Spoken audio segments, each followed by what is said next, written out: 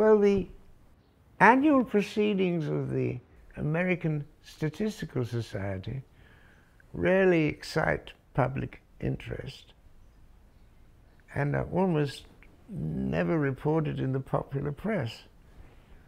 But in 1953, the deliberations of this august body made headline news. And the cause of this sudden leap to fame was a paper presented to the Society by Edward Thorpe, a professor of mathematics at the University of California.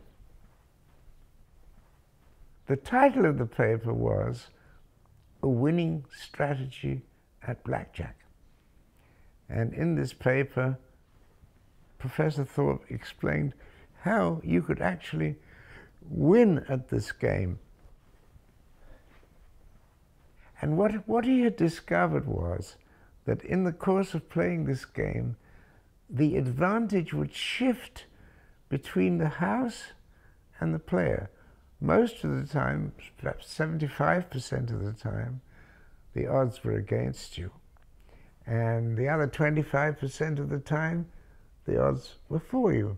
And by keeping track of the cards in a certain way, you were able to identify those periods when the odds were in your favor. And if at those periods when the odds are in your favor, you bet much higher, you could, on average, win against, in due time, win against the house.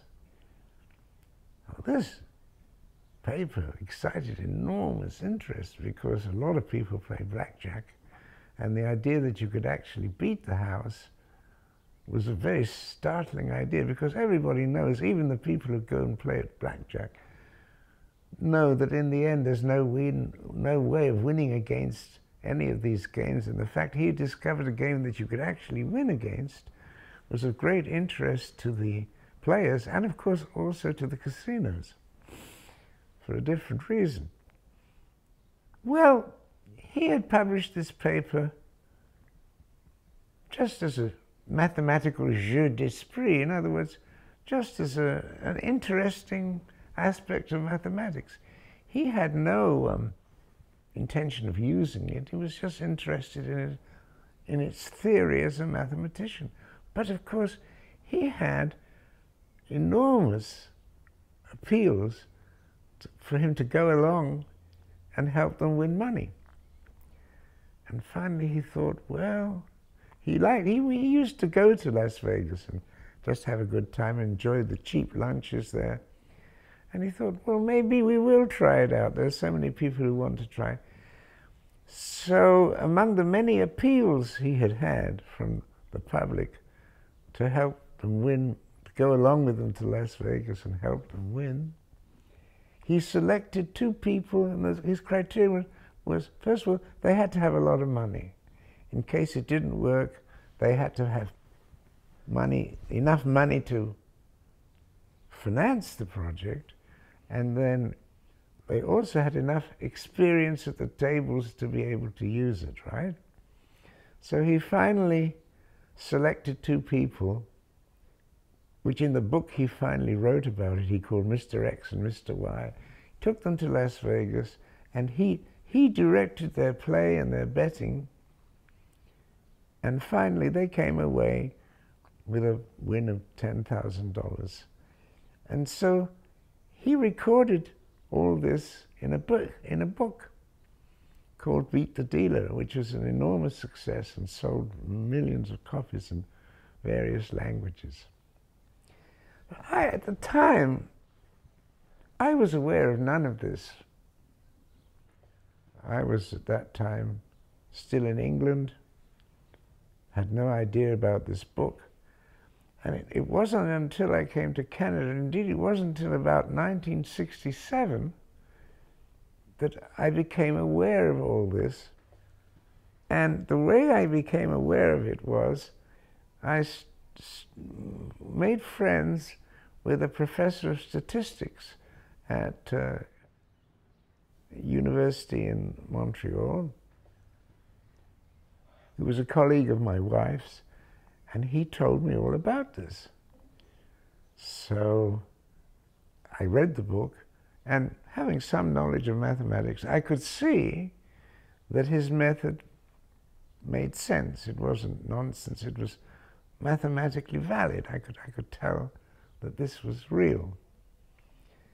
And so I began learning this technique. Now, the first thing you have to do, there are two steps. You first of all, before you learn how to count the cards, you have to learn what's called basic strategy. Now, in blackjack, unlike in most other casino games, or unlike in many other casino games, you have a lot of choices. You get two cards, and then you can either ask for another card, or you can decline having any other card. It's called a hit or a stand. You can double your bet. You can take one more card and double your bet. You can, in some cases, split the two cards and start two more hands. If you dealt, say, two twos or two of anything, you can split them and start two new hands.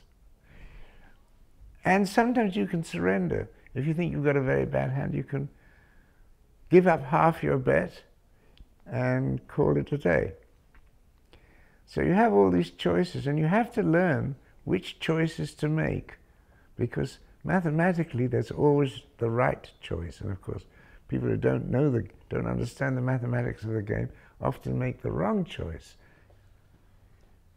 And it turns out that unlike with other games, the casinos make money largely because the players played badly, because nobody knew what was the right way to play it.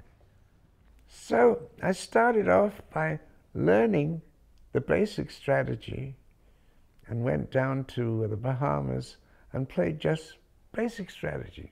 Still, the odds are against you, but very, very slightly. You have about a 1/3 of 1% advantage against you, and you can still, if you're lucky, make some money. Well, I actually made $2,000 over that week just playing basic strategy. So then I went home, and for 500 hours, I learned the count. Learning how to count is a much more complex thing, because, well, the principle of counting is this, that it turns out that the advantage swings to your favor when there are a lot of high cards, aces, tens, and nines, left in the deck, undealt. When the cards yet to be dealt are rich in high cards, it is then that the advantage swings in your favor. When the deck is rich in low cards and the high cards have already been dealt, the advantage swings to the house. Now, this is the technique, so that the technique of card counting is designed to identify those occasions when the yet-to-be-dealt cards are rich in high cards. Now, it's called card counting, but it isn't counting the cards at all, because nobody could count how many aces, how many kings, how many tens, how many nines have been dealt. Nobody could ever keep that in their head, and even if they could, they couldn't use the information. So what you're doing is you're taking a cumulative score. So the low cards are given positive values because they're to your advantage when they appear, and the high cards are given negative values because when they appear, they're at your disadvantage. And you add up those numbers, you add up the values of the cards as they're dealt, and when the running count reaches a certain critical value, then you can raise your bet. So now what you have to do is you have to learn to add up those numbers quickly enough. And you do that with practice, and not with cards, but with practice charts at home, not in the casino. If you try and learn this in the casino, the tuition fee will be very high. So you are sure you can do this at home before you ever venture into a casino. So the first thing you have to learn is to be able to count down a deck within 25 minutes, 25 seconds. You have to do it because the dealing is very fast. So you have to add up these numbers very fast. You have to learn to do that fast enough. So the first thing you have to do is to learn to add up those numbers quickly enough to deal with the rate of dealing. But then there's an even more difficult problem, and that is intuition suggests that as the composition of the deck varies, intuition suggests, and computer simulation confirms, that as the composition of the cards vary, your basic strategy should change. So you have to remember what's called a playing matrix. In other words, the critical point at which your betting should change at various card values for all, at various count values for all the combination of cards. And that takes many, many hours. And it took me about 500 hours to do this well enough. And so finally I was ready, and I started off playing at very, very low minimum bet tables. $5 tables, the lowest tables I could find, until I was very confident of being able to do this. And I should point out that to be safe, you have to have a capital 1,000 times the minimum bet. So if you're betting at a $5 table, you have to have $5,000 capital to be safe that you won't lose everything before you start winning. You're playing at a $25 table, you have to have $25,000. So I started doing quite well. So,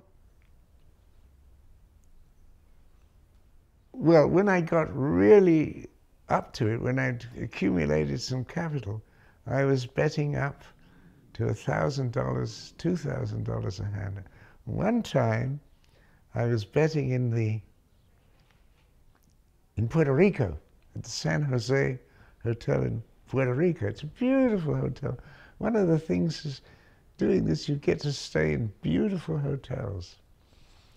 And I was there with my wife, whom I'd also taught to count. And I was playing at 2 hands, $2,000 a hand. So that was at each deal I was betting $4,000. And there came a time when I was dealt, let's see, 8 hands in a row, that's 16 hands, and I won them all in a row, $32,000 in 5 minutes.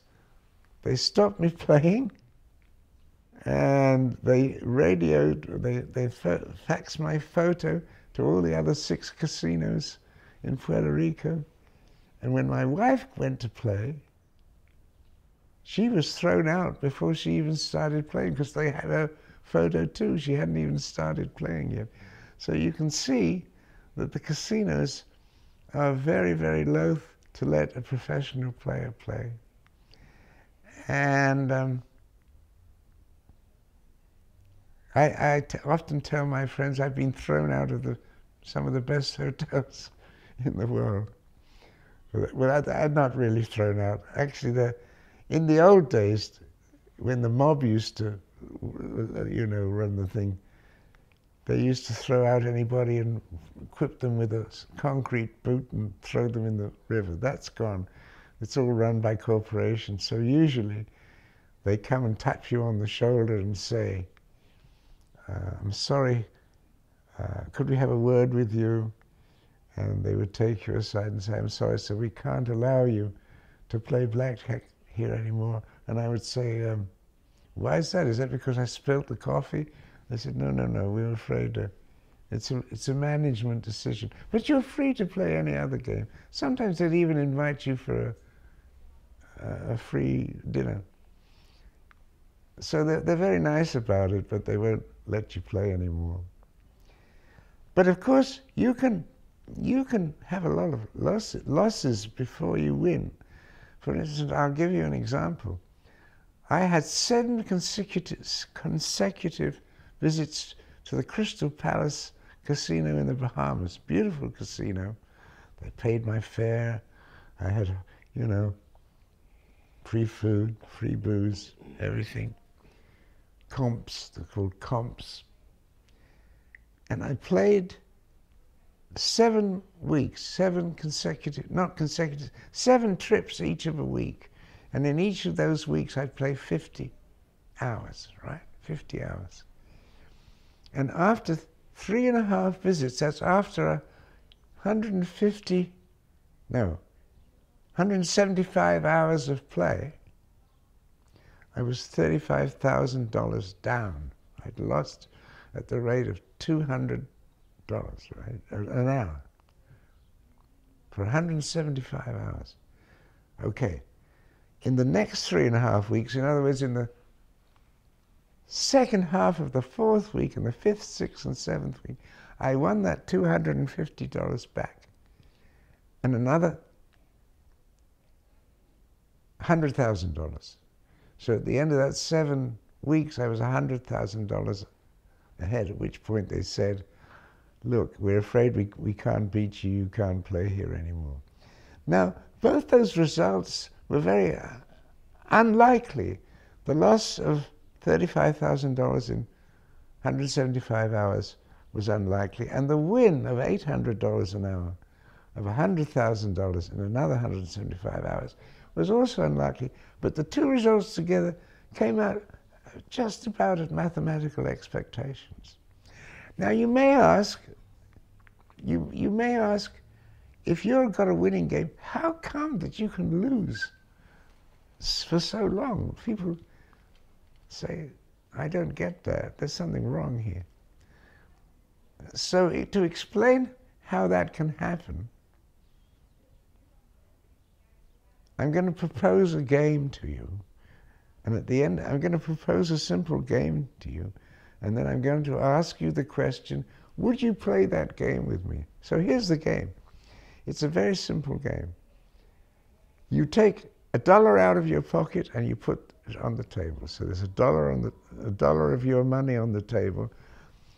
I take a die, a 6-sided die, out of my pocket, and I throw it. And you have to trust me that it's not a loaded die. I'm an honest man. I wouldn't use a loaded die, so it's a straight die. And the rule is this. If I throw any number other than 6, so if I throw 1, 2, 3, or 4, 5, I get your $1, right? If I throw a 6, you get your $1 back, you keep your $1, and I pay you $10. Do you get the rules of the game? Okay. So the question is, would you play that game with me? Would you? Well, the answer is, the correct answer is, I would play if you let me play a sufficient number of times. So if I let you play once, if I only let you play once, you've got a 5/6 chance of being a loser, an 80% chance of being a loser. Even if I let you play twice, you've got a 60% chance of, but you've got to win 1 time out of 6. So imagine you play 6 times, and 1 out of the 6 times you play a 6. In the 5 times you didn't get a 6, you lost $5. In the time you got the 6, you won $10. So you won $5 in the 6 times, an 80% chance of win. So you can see how you can have a game that's against you at the beginning, but in the long run can, you're sure to win. Okay? And that's what happens in blackjack, which means that you have to have enough money. You have to have money to survive the losing periods. It's very clear that people who run casinos, it's a business for them, and they're interested only in people who are going to lose money to them, and they want to get rid of people who are going to win money from them as quickly as possible. And one example is in the casino at Montreal. When the casino at Montreal opened, I had a few small losses in the beginning, and then I had a huge succession of wins. And I was $300,000 ahead. I had $25,000 chips in my safety box in the vault there. And the casino manager, who's an Englishman,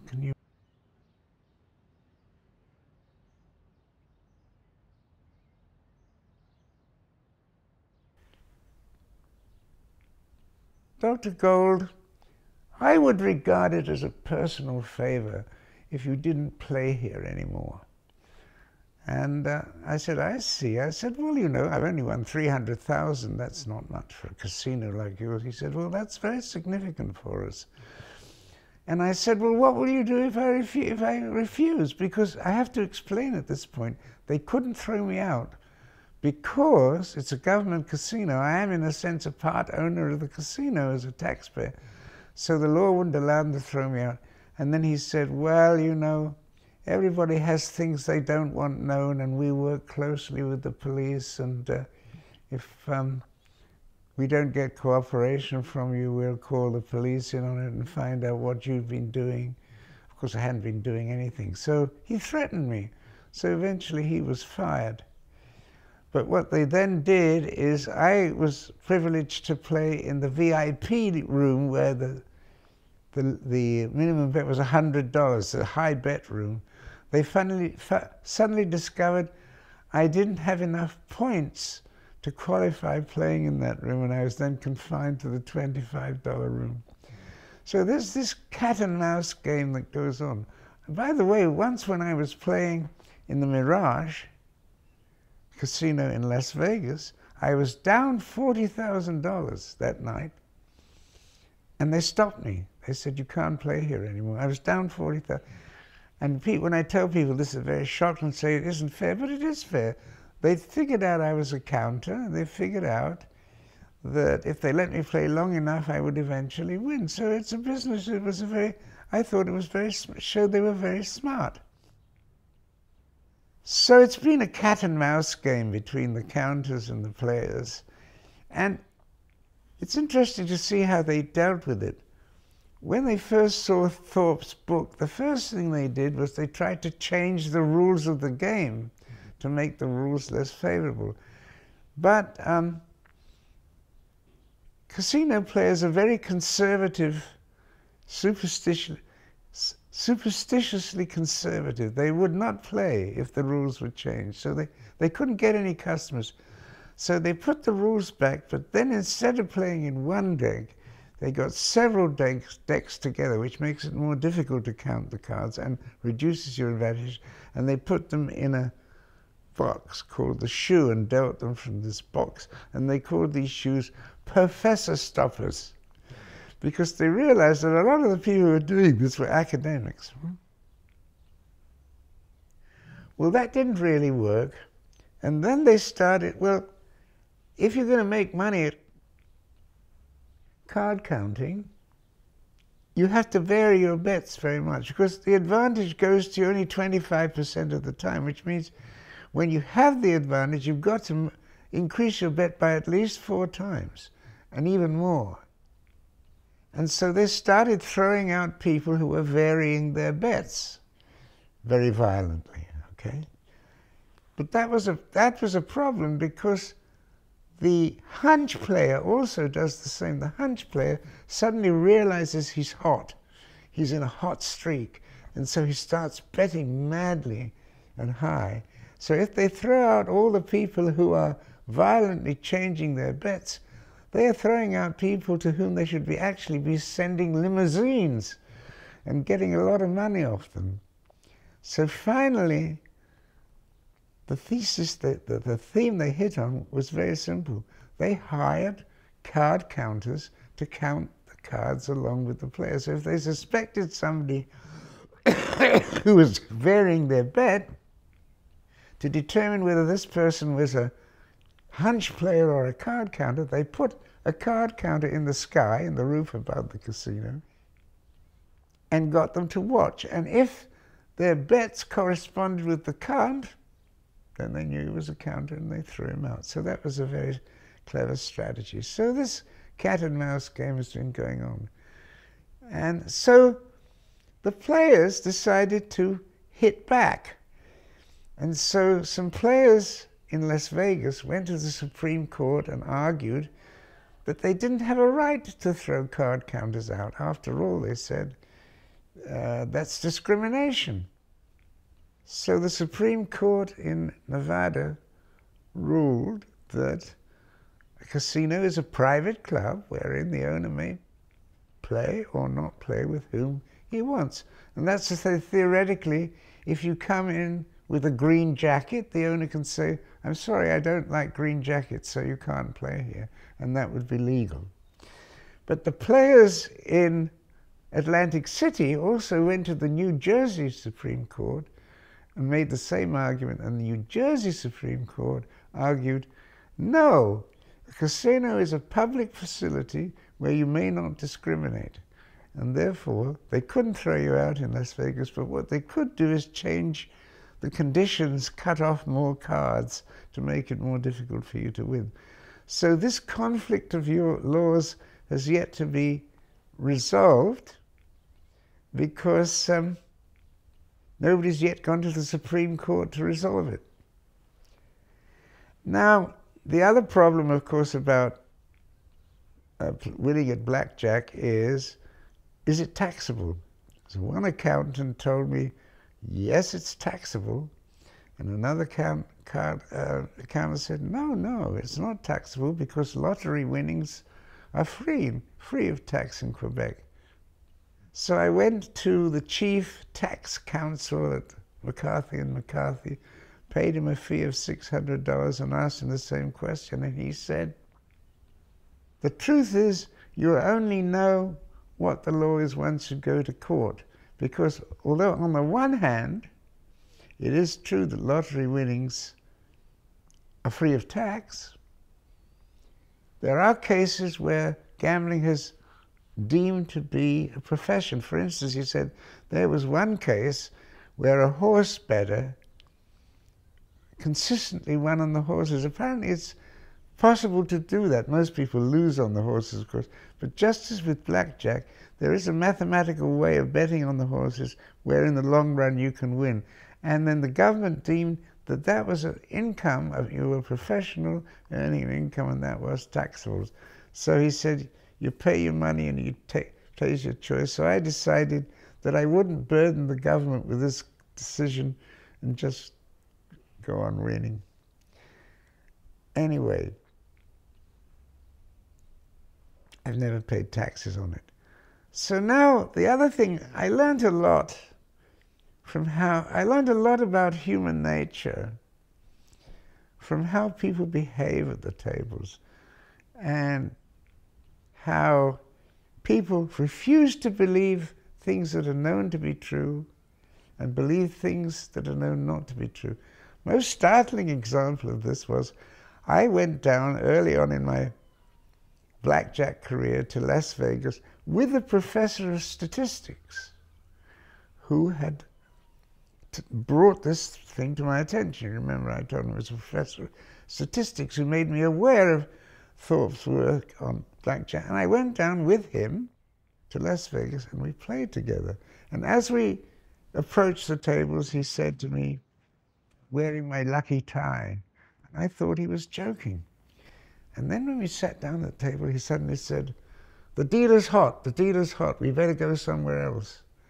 I thought he was joking, but he really meant it. And this professor of statistics was absolutely afflicted with superstition. And he thought you know, he had hot runs and cold runs, and he'd leave a table when he thought the dealer was hot. And I was amazed that a professor of statistics should be liable to this. There was another case where I met the son of the president of South Korea. He was a rich man, and he was a gambler. And I had dinner with him, and he explained to me the theory of blackjack, and he had it cold. He knew all the mathematics, everything. He was an absolute expert. And I sat down to play with him. He had a roped-off table because he was a very high bettor. So I was privileged to sit down with him at this table to which no one else was admitted as his guest. And he suddenly started betting 3 hands of $10,000 each at each deal, right? $30,000 a deal. And he started betting the wildest bets. And he was a hunch bettor. He knew all the theory, but as soon as he got down to play, he was a hunch bettor like the best of them. And he lost $500,000 in about half an hour. And then he asked for more credit, and he said, no, your limit, we have to get to the head in before we're allowed, you know. So, for instance, most blackjack players believe that if another player at the table is playing badly, is playing bad blackjack, it will adversely affect the rest of the table. This is known not to be true. It's been shown mathematically and experimentally that how other people play bears no relation to your own success. Your own success depends in the long run on how well you play. Now, sometimes when somebody misplays, it makes you lose when you otherwise would have won, and sometimes it makes you win when you otherwise would have lost, but in the end it has no effect. Now, when I was playing blackjack, I was making unusual plays. For instance, normally you never split tens against a 6. You never split tens at all. But when you're counting the cards, when the critical count goes above +5, it becomes advantageous to split the 10, so I would do so. And everybody recoiled in horror and would leave the table. But then when they began to see I was winning, they would return to the table and play with me.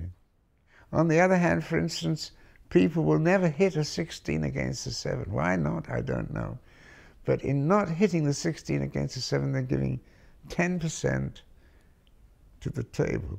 Like 10%, an unnecessary 10% to the house. So it's in blackjack as in the rest of life, as we've seen in recent politics, people believe all sorts of things that are not true, like the vote was stolen in the United States. And people will not believe all sorts of things that are true, such as that vaccination saves your life. And this you learn from blackjack. In a great deal, and these tendencies to believe and not believe incorrectly are much exaggerated in gambling. Well, how did I do overall? Well, basically, I played for 40 years at about 100 hours a year, like 2 weeks a year, at about $250 profit an hour. So I made about $1 million in 40 years. So I was playing, if I were playing full-time at that rate, I would be earning at the rate of $500,000 a year for a 2,000-hour year. So I did more or less as mathematically expected because I didn't want to give up my life to blackjack. I was also interested in doing research, and I was also interested in playing the piano. So I made the money slowly over the year. And I just thought tax-free. So you could say, would have paid nearly 50% taxes on that as marginal income. So probably the equivalent of $2 million would have been after tax.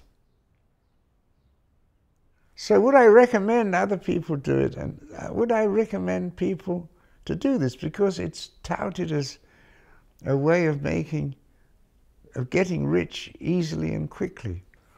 And this is in a way true, providing you define the words easy, rich, and quick very carefully. You're not going to make more than $2 million. $1 or $2 million, because after that, no casino will play with you. You won't be able to play long enough and undetected to make more than $1 or $2 million. And you can probably make that in 5 years if 5 preconditions are fulfilled. First of all, you have to have enough capital. I said before you need 1,000 times the minimum bet. That was a mistake. It's 2,000 times the minimum bet you need to be safe from gambler's ruin before you be safe from losing everything before you win an infinite amount. So if you're playing at a $5 table, you have to have at least $10,000. $25 table, you have to at least 50,000. At a $100 table, you have to have 200,000 to be safe. Secondly, you really have to know how to play. That takes a lot of study. It took me 500 hours to learn. You really have to know it, not only know it, but know it so automatically that you can carry it out one deal a second, right? Thirdly, it's not enough to know how to know it. You have to do it. You have to do what you know how to do and not be distracted by hunches. That's very difficult to do, because you're going to have long losing streaks. And if during the losing streak you say, this is for the birds, I'm going to invent my own system, you're lost. You can have as many hunches as you like as long as you don't follow them, and people find that very difficult to do. Fourthly, you have to not be bored. You have to have enough interest in the process itself not to be bored, because you have to have the energy to do it long enough. And if you don't like numbers are my friends. I love numbers. I love the process of doing it. Of course, I wouldn't have done it if I couldn't make money at it. But the mathematics itself intrigued me. The process of doing it intrigued me. And so if you don't enjoy the thing itself, it's almost impossible to do. And the fifth thing is, you have to have the time to do it. Rarely are all those preconditions found in the same person. Although, I must say, my wife was the one person I was able to train to do it. She was amazing. And she would be chatting away with the dealer and with the server and flirting with her next door player. And I said, she can't be keeping track of because I couldn't do that and keep track of the count. So we used to stand behind her and keep the count, and at a certain point, I would say, what's the count? And she always had it right, had it on the nose.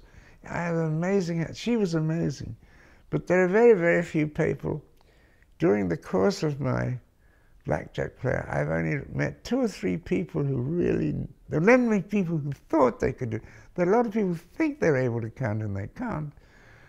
I've met many people who think they can do it, but only 2 or 3 people who really can do it in my estimation. And I and my wife and I were 2 of them. So I would recommend on the whole, don't do it, find something more creative. But I had a lot of fun.